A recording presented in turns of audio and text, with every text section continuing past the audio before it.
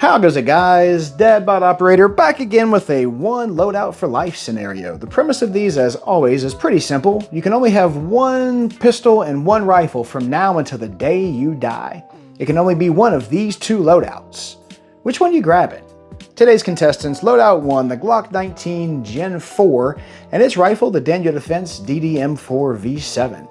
Loadout 2 starts off with the SIG P226 mk25, and its rifle, the Winchester 1894 pre-64 model. I'm going to do a quick top to bottom of each of these two loadouts, and at the end in the comments below, put your choice for which one you would grab if you can only have one pistol and one rifle for life. Man, this is making me sad. Let's do it. Up first, Loadout 1 comes in strong with the Glock19 Gen 4. Super reliable, very inexpensive comparatively. Striker-fired pistol, 4-inch barrel in this guy. Ameriglow H2 backup night sights give you a nice picture right down the sight radius. Streamlight TLR7, polymer framed, and 15 round capacity. Old guy's got the grooves on it. One of these days I might get a stippling job on it, but haven't decided to do that yet. It really is, as far as fit and finish goes on this, it's a Glock. They are just I call them the Honda Accord of handguns because they are just that kind of prolific and reliable. But this one in particular has had quite a few shots through it. I've probably put a couple thousand rounds through this in the last couple of years, honestly. The trigger on this is nice and worn in, about 2 millimeters of take up. Clean, crisp break, just like you would expect from a Glock. And about 1.5 millimeters, 2 millimeters of reset. All in all, it's a Glock. Let's check out the Daniel. And the rifle for Loadout 1 is one of those rifles that you could pretty well just buy once and never have to buy another one again. So if you're looking for a lifetime loadout, a Glock and a Daniel Defense are a really good way to go. Daniel Defense makes, I think, everything on their rifle in-house with the exception of like a couple of parts, if I'm not mistaken. But 16-inch cold hammer forged chrome lined barrel on here. 15-inch M-lock rail with slots all the way around. Nice little Daniel Defense grip on the front here. I couldn't keep mine all the way out there at the 7-footer range. Had to bring mine in a little bit. 1913 Picatinny rail up top. Just got some Defiance backup iron sights on there. Nothing to write home about on that. QD rail. They do something really neat with theirs.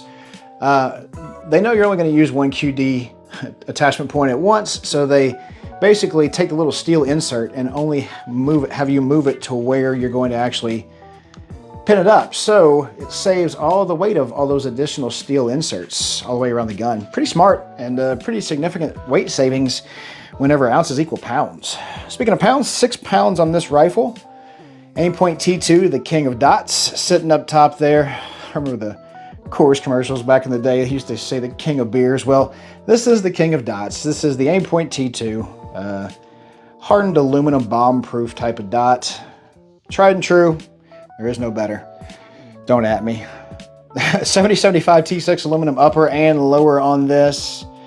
Ambidextrous only in the safety selector and the Daniel Defense grip and rip charging handle. Very functional. No need to switch it out for a Radian. The projectile you saw spewing forth from this was a snap cap, so all my internet range safety officers can bring the whistle out of their mouth and take a timeout. Fit and finish on this is really good. Daniel Defense just makes fantastic mil-spec rifles, and you can see why. I mean, you can see they've had government contracts galore, and it's because of the quality they put out. The furniture on here I'm keeping just to troll you guys because you hate it. Honestly, I really do like the furniture on them. It really is very distinctive, and I don't have a beard, so it doesn't really bother me too much. The final thing to show you on here is that trigger. Geisley SSAE 2-stage trigger. About 1.5 millimeters of take up.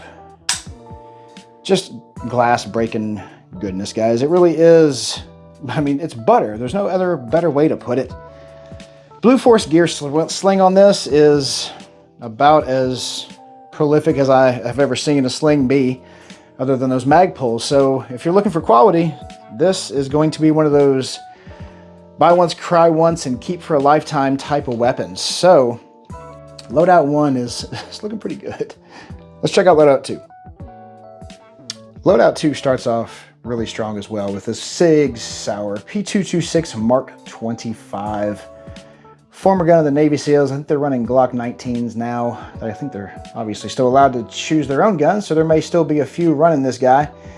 And if they are, it's with good reason. 4.4-inch barrel, nitrided to help with the salt water resistance. SIG light night sights in the top give you a really nice sight picture. You can see double action, single action operation on this. About a 10, 12 pound double action pull. About a 4 pound single action pull. Reset on these is pretty long, actually. Still going, still going.